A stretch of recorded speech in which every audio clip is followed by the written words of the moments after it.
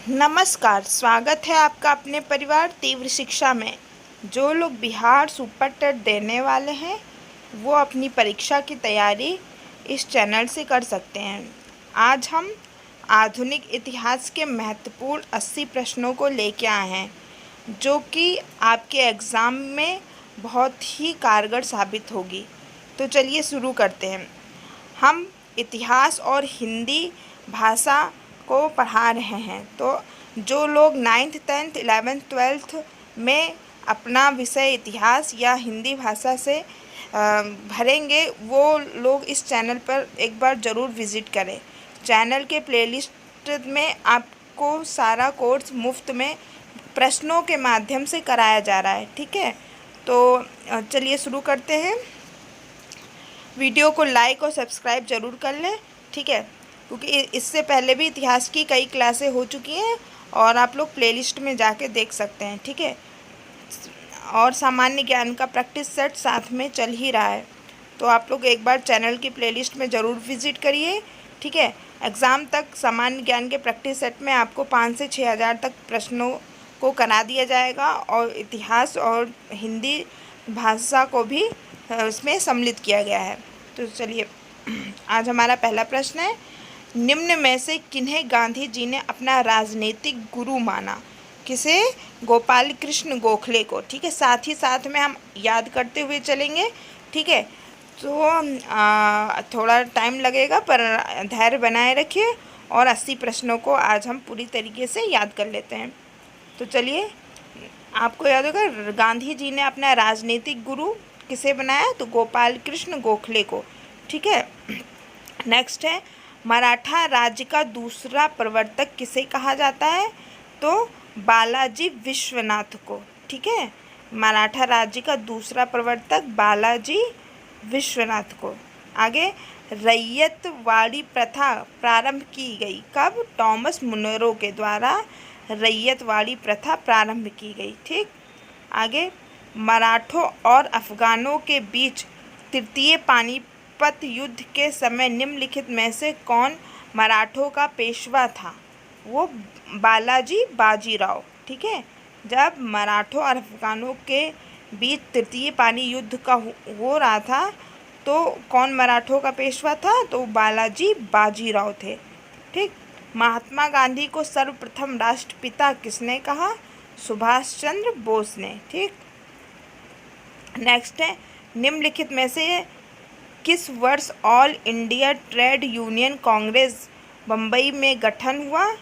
तो ये वर्ष 1920 में ऑल इंडिया ट्रेड यूनियन, ठीक है, ये संगठन है, तो ये 1920 में गठित हुआ। नेक्स्ट, प्रिंसेप्स ऑफ जीसस नामक पुस्तक निम्नलिखित में से किसने लिखी? किसने? राजा राम मोहन राय प्रथम समाज सुधारक माने जाते हैं। इन्होंने कौन सी पुस्तक लिखी?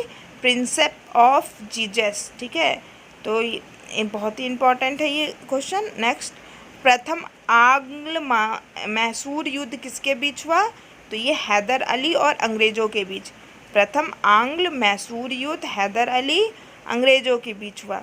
नेक्स्ट है, निम्न में से कौन फ्रेंच ईस्ट इंडिया कंपनी का जनक था? कौन था? तो ये कोलबर्ट। ठीक है, फ्रेंच ईस्ट इंडिया कंपनी का जनक कोलबर्ट थे। नेक्स्ट, निम्नलिखित में से किसने सर्वप्रथम भारतीय राष्ट्रीय कांग्रेस को जन स्वरूप प्रदान किया? किसने? महात्मा गांधी ने सर्वप्रथम भारतीय राष्ट्रीय कांग्रेस को जन स्वरूप यानी जन आंदोलन का रूप प्रदान किया, महात्मा गांधी ने। ठीक, आगे है, लॉर्ड कर्जन ने वर्ष 1905 में बंगाल विभाजन कर दिया। विभाजन किस वर्ष में समाप्त हुआ?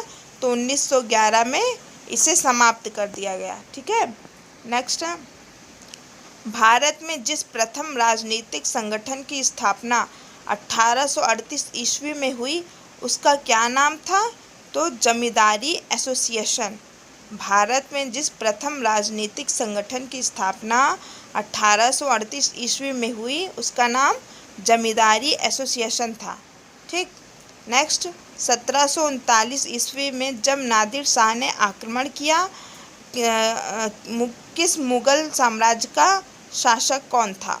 ठीक है, तो जब नादिर शाह ने 1739 में आक्रमण किया तब मुगल साम्राज्य का शासक मोहम्मद शाह रंगीला था। ठीक, आगे निम्नलिखित में से किसने वंदे मातरम समाचार पत्र प्रारंभ किया? किसने? अरविंद घोष ने। ठीक है, नेक्स्ट, साइमन कमीशन की नियुक्ति निम्नलिखित में से किसके कार्यकाल पर विचार करने के लिए की गई? किसके? गवर्नमेंट ऑफ इंडिया के कार्यों पर विचार करने के लिए 1909 में साइमन कमीशन की नियुक्ति की गई, गवर्नमेंट ऑफ इंडिया के एक्ट 1909 में।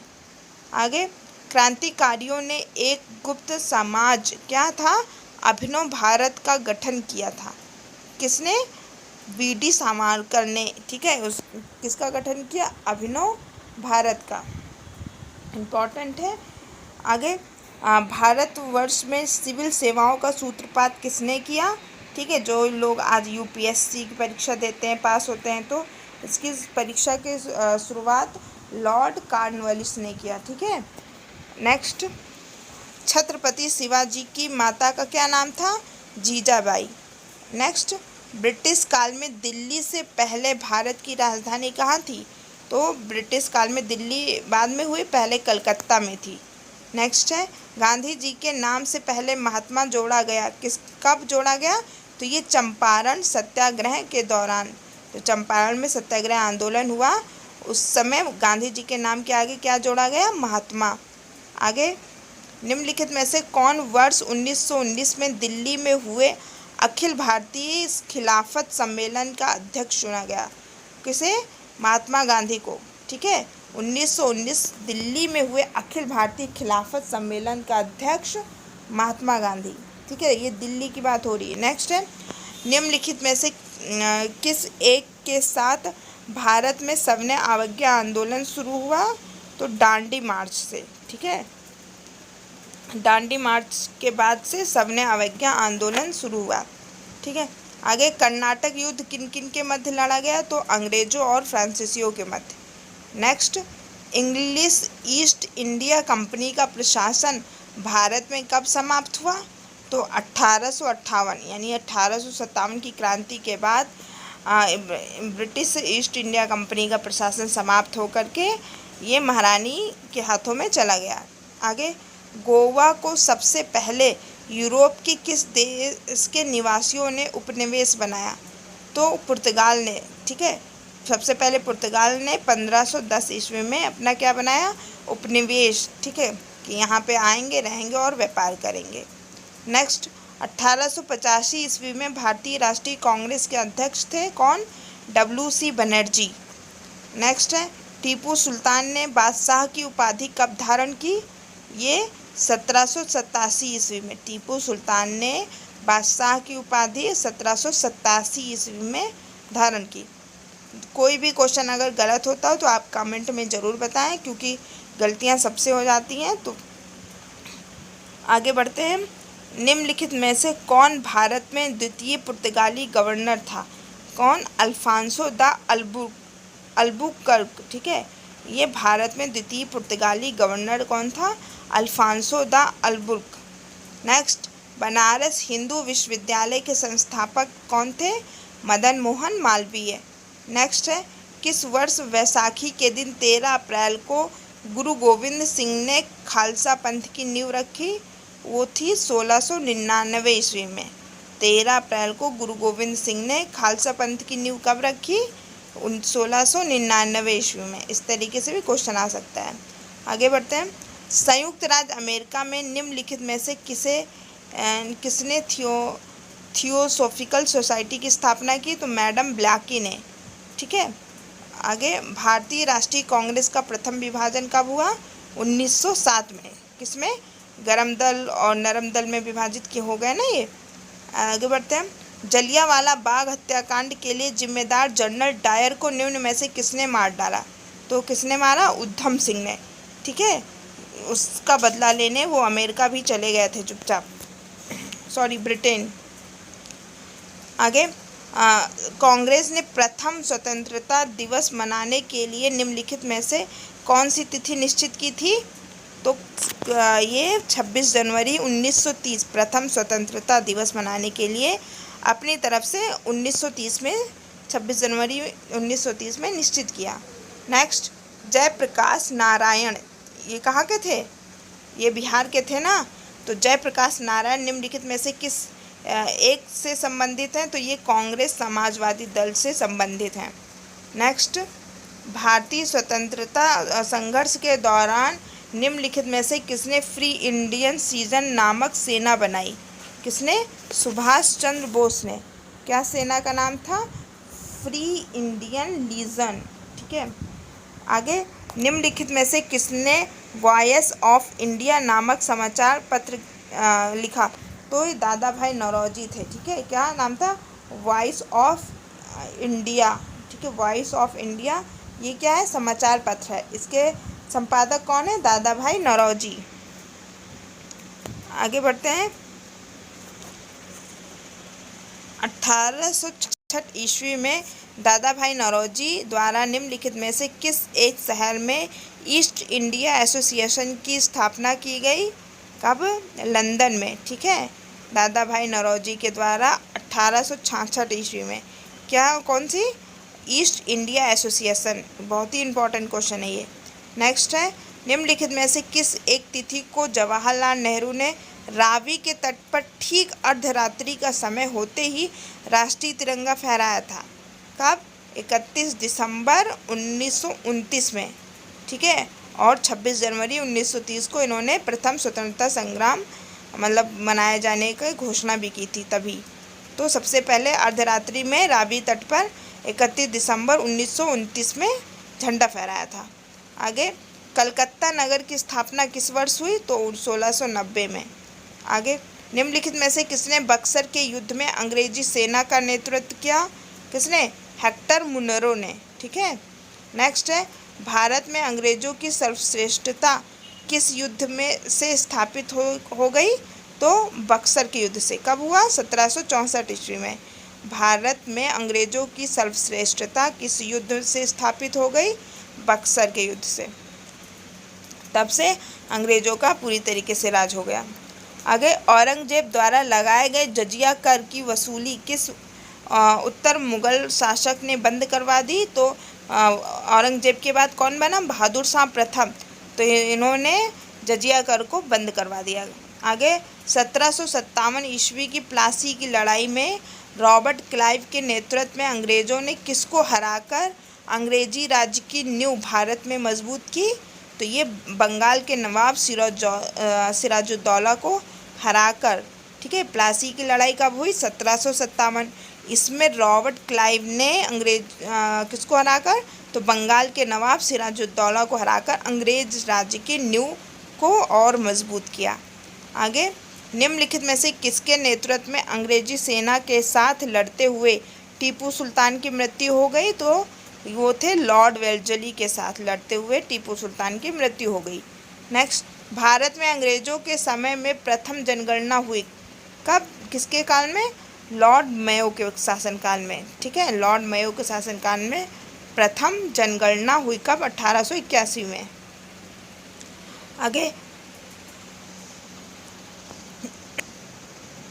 आगे, निम्नलिखित में से किसने ईस्ट इंडिया एसोसिएशन की स्थापना की? किसने? दादा भाई नौरोजी ने की। ठीक है। ये क्वेश्चन रह गया कि आज़ाद हिंद सरकार की स्थापना कब, कहाँ और किसके द्वारा की गई? तो आज़ाद हिंद की स्थापना 1943 में सिंगापुर में हुई। और किसने की? सुभाष चंद्र बोस ने। ठीक है। बहुत इंपॉर्टेंट क्वेश्चन है कि 1943 में आज़ाद हिंद फौज की स्थापना हुई। कहाँ पर हुई? सिंगापुर में हुई। किसने की? सुभाष चंद्र बोस ने की। ये है। इसके बाद ईस्ट इंडिया एसोसिएशन की स्थापना दादा भाई नौरोजी ने किया। आगे भी पढ़ के आए थे ना। आगे, 1911 में जब राजधानी कलकत्ता से दिल्ली लाई गई उस समय भारत का वायसराय कौन था? तो लॉर्ड हल्डिंग था। ठीक है। तो लॉर्ड हल्डिंग उस समय भारत के वायसराय थे। आगे, रविंद्रनाथ टैगोर द्वारा सर का खिताब वापस कर देना किस घटना से संबंधित है? जलियांवाला बाग। ठीक है। तो रविंद्रनाथ टैगोर को नाइटहुड का वो दिया गया था, तो उसके विरोध में अपने इन्होंने सम्मान वापस कर दिया गया। आगे, नादिर शाह का आक्रमण किस मुगल शासक के शासनकाल में हुआ? तो मोहम्मद शाह। नादिर शाह का आक्रमण मोहम्मद शाह के शासनकाल में हुआ। नेक्स्ट, निम्न में से कौन सा एकमात्र गवर्नर जनरल वायसराय भारत में मारा गया? कौन? Lord Mayo. ठीक है, ये भारत में मारा गया। आगे बढ़ते हैं। 1690 ईस्वी तक भारत में डचों का प्रमुख केंद्र पुलिकट था। ठीक है, बाद में इसका स्थान निम्न में से किसने ले लिया? तो कोचीन ने। कोचीन कहाँ है? केरला में। ठीक है, पहले डचों का प्रमुख केंद्र पुलिकट था, इसके बाद वो लोग कोचीन से व्यापार करने लगे। नेक्स्ट, निम्नलिखित में से किसने सबसे पहले स्वराज शब्द का प्रयोग किया? किसने? बाल गंगाधर तिलक ने। क्या कहा? स्वराज्य हमारा जन्मसिद्ध अधिकार है, ये नारा भी दिया। आगे, निम्नलिखित में से किस एक देशी रियासत के संविधान का प्रारूप महात्मा गांधी द्वारा तैयार किया गया था? कहाँ का? बड़ौदा का प्रारूप। ठीक है, आगे, भारतीय सिविल सेवा में चुने गए पहले भारतीय का क्या नाम था? तो जिन्होंने सबसे पहले यूपीएससी की परीक्षा पास करके क्या बने? आईएएस, तो उनका नाम क्या था? सुरेंद्र नाथ बनर्जी। ठीक, आगे, निम्नलिखित में से पहली रेलवे लाइन बम्बई और ठाणे के बीच डाली गई थी? कब?